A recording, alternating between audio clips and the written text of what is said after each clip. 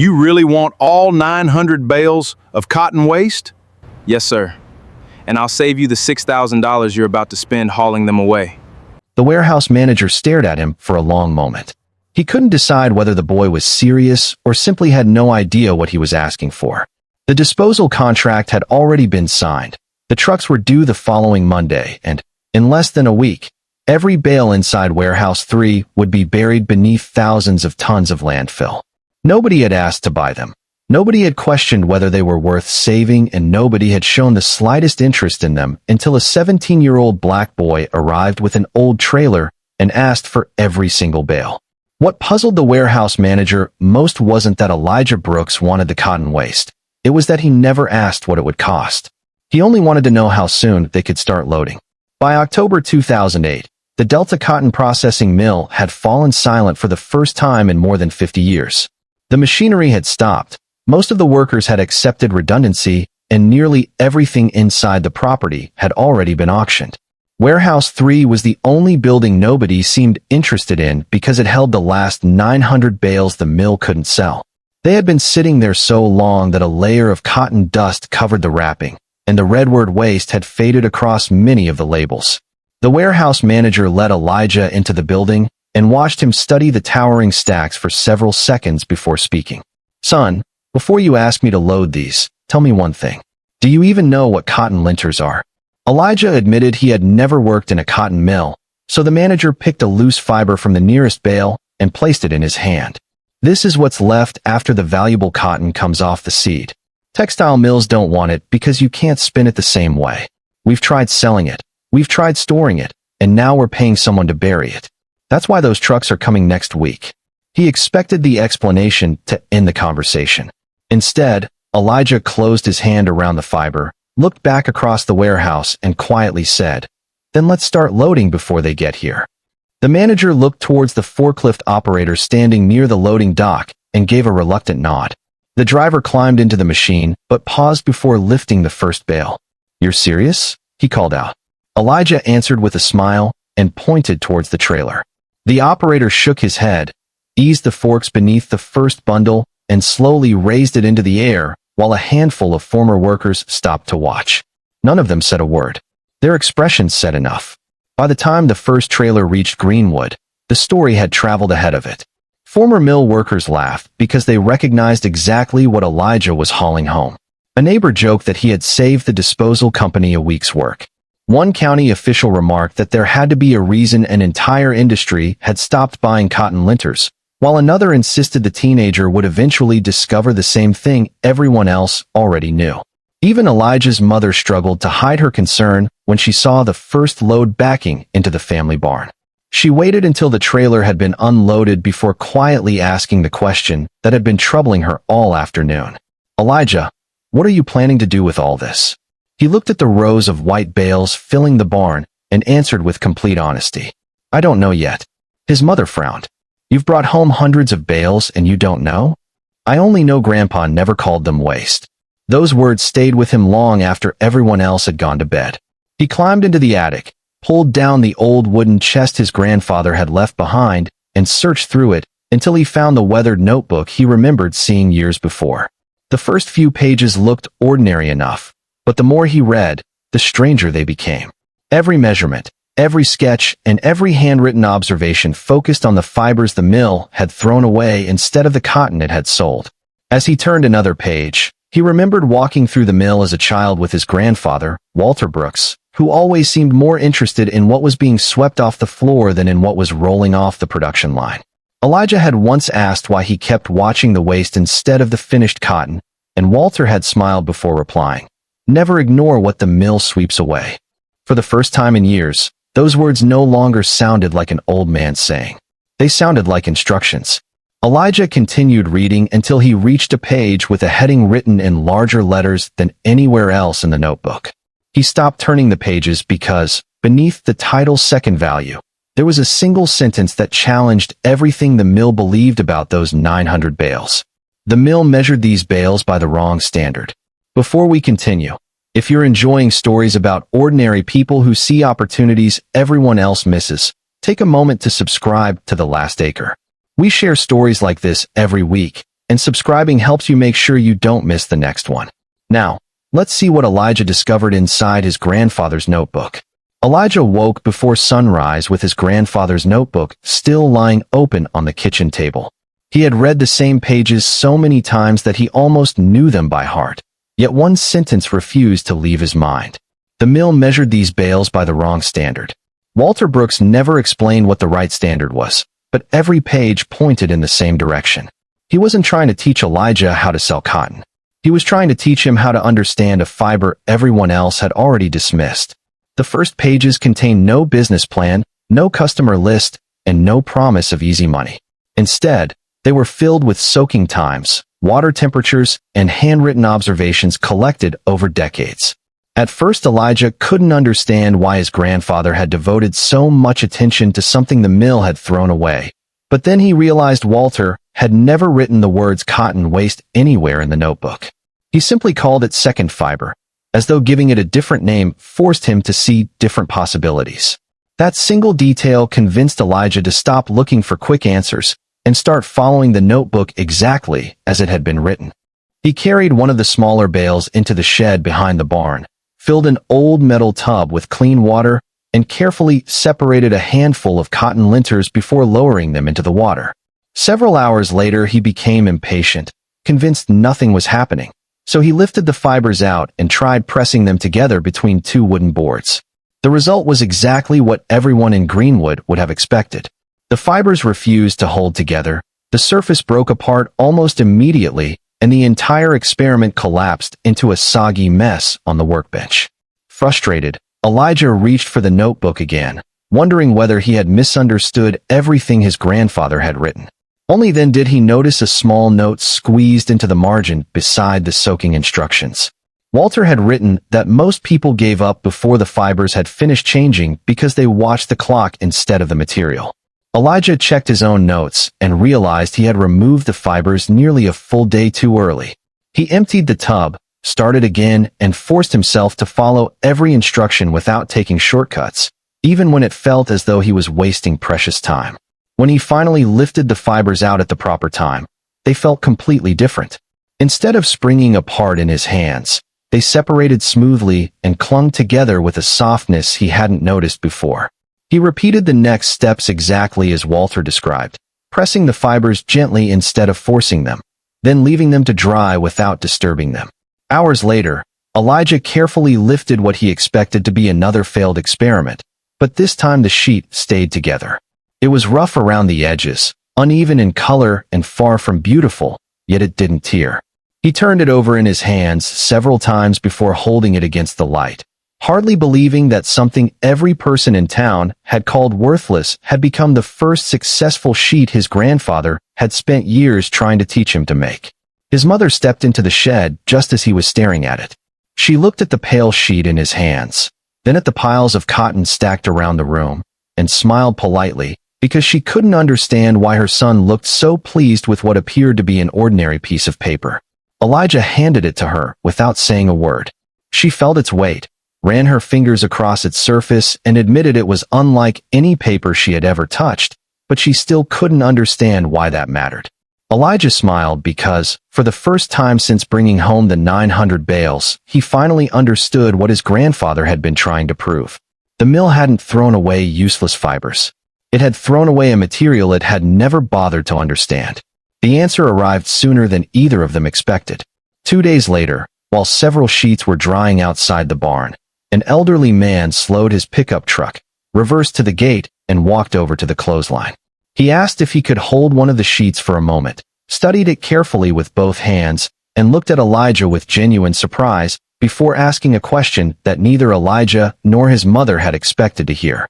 "Where did you learn to make paper like this?" The question caught Elijah completely off guard.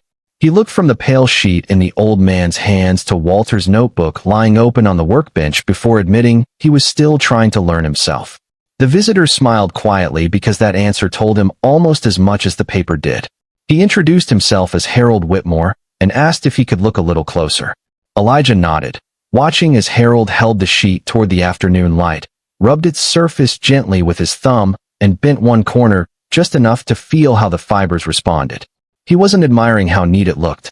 He was checking for something Elijah couldn't see, and the longer he examined it, the more puzzled he seemed.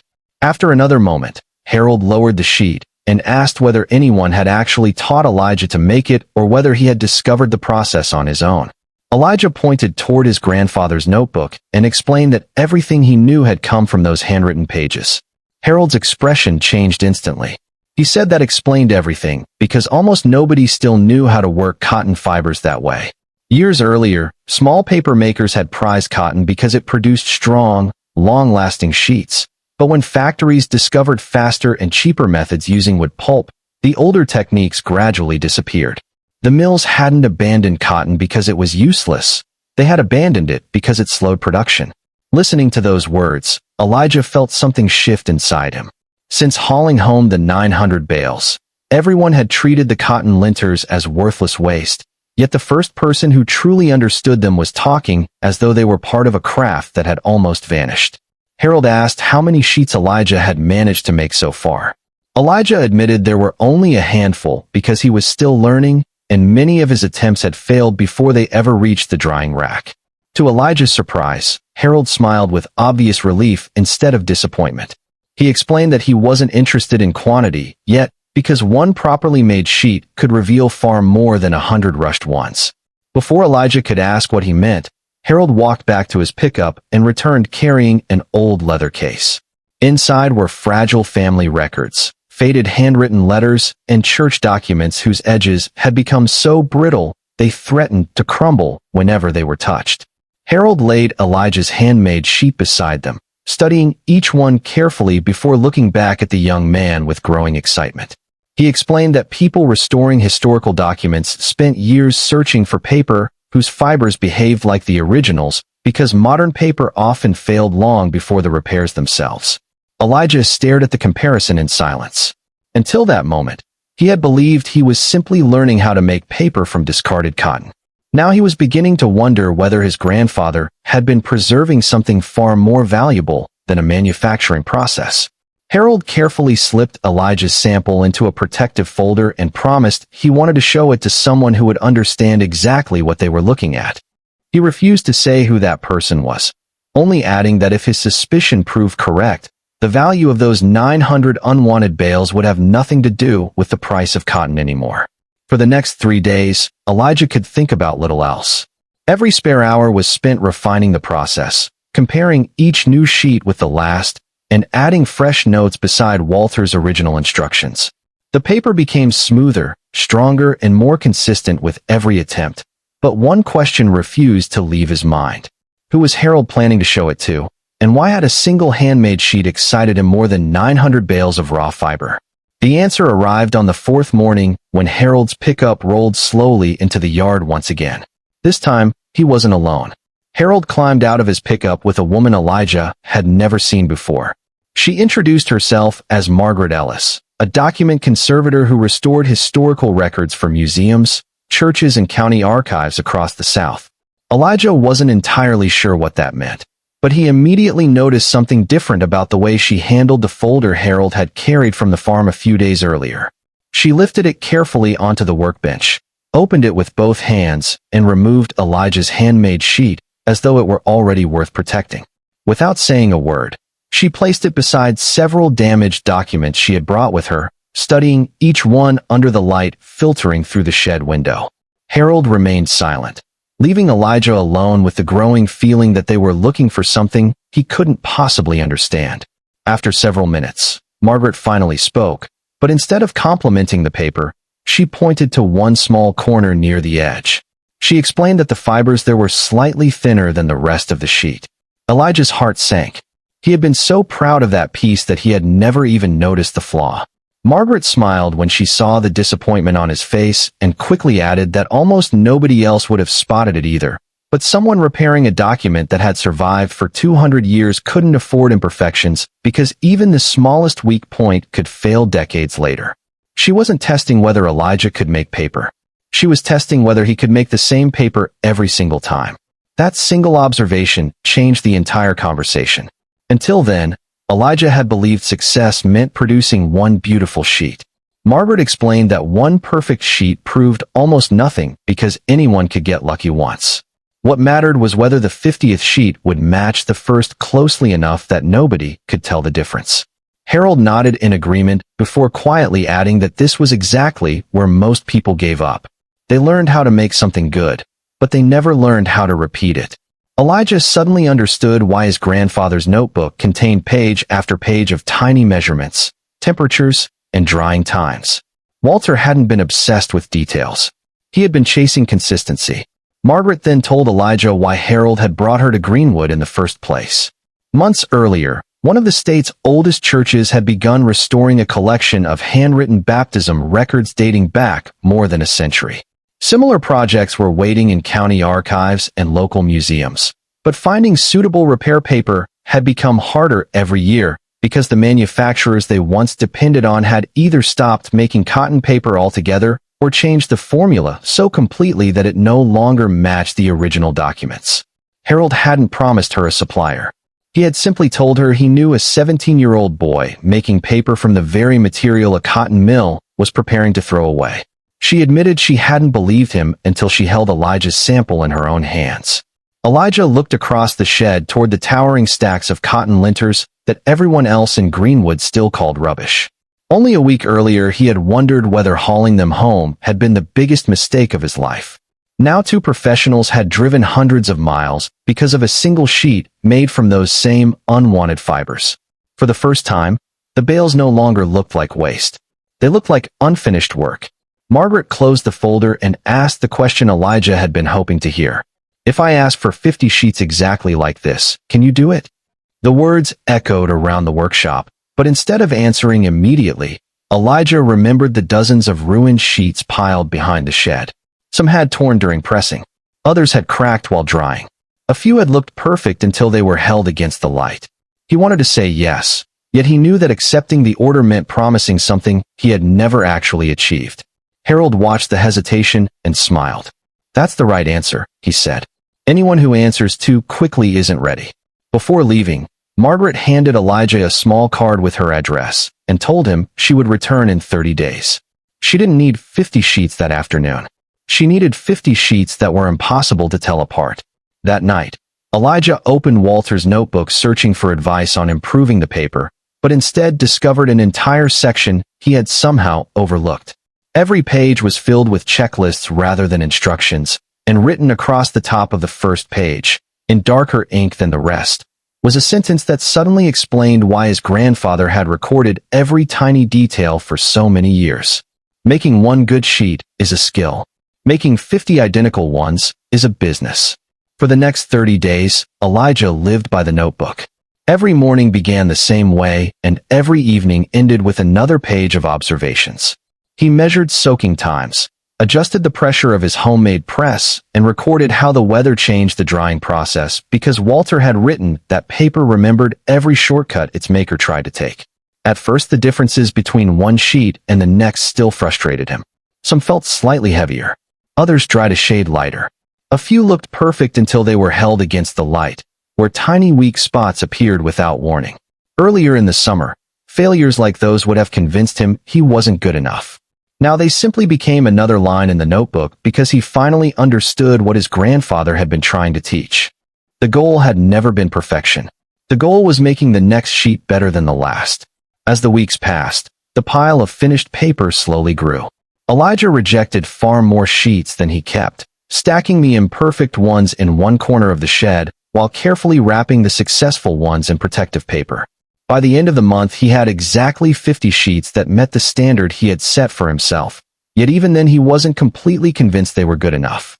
He inspected every corner one final time before placing them inside the same wooden crate that had once carried vegetables to the local market. Looking at the crate, he couldn't help smiling at the irony. Just weeks earlier, he had filled it with material everyone considered worthless. Now it carried the first product anyone had ever asked him to make. Margaret returned exactly when she had promised. Neither she nor Harold rushed to open the crate.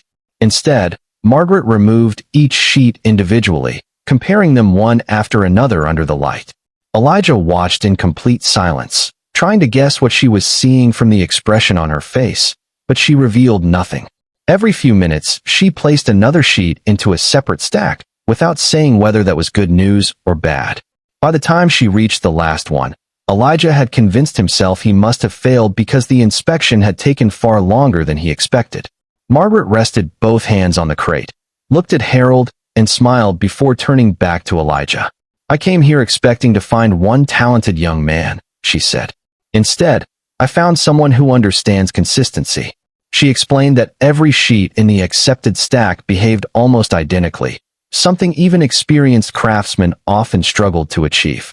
There was still room for improvement, she added, but there was no reason to wait any longer.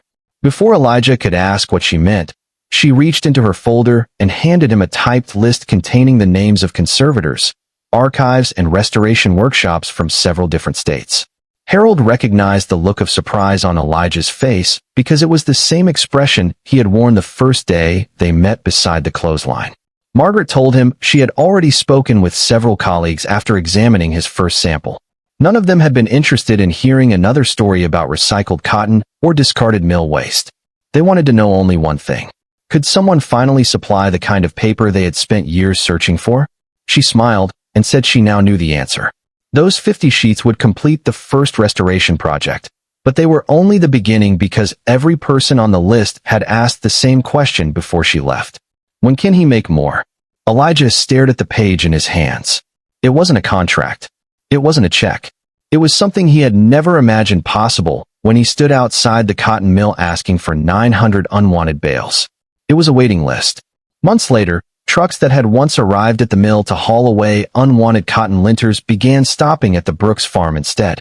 The same warehouse manager who had nearly paid thousands to dispose of the bales now watched buyers collect products made from the very material everyone had dismissed as worthless. News traveled quickly through Greenwood, and before long the story was no longer about the teenager who had taken away the mill's rubbish. It was about the young craftsman whose waiting list kept growing while the pile of waste kept getting smaller. Years earlier, Walter Brooks had written a single sentence in the margin of his notebook that Elijah had overlooked until everything finally made sense. The world rarely throws away worthless things. It usually throws away things it no longer understands. Looking back, Elijah realized the greatest inheritance his grandfather had left him was never the notebook itself, or even the forgotten paper-making process hidden inside it. It was the willingness to question what everyone else accepted without thinking. The mill saw disposal costs. His grandfather saw possibility. Elijah simply chose to believe the man who had taken the time to write everything down.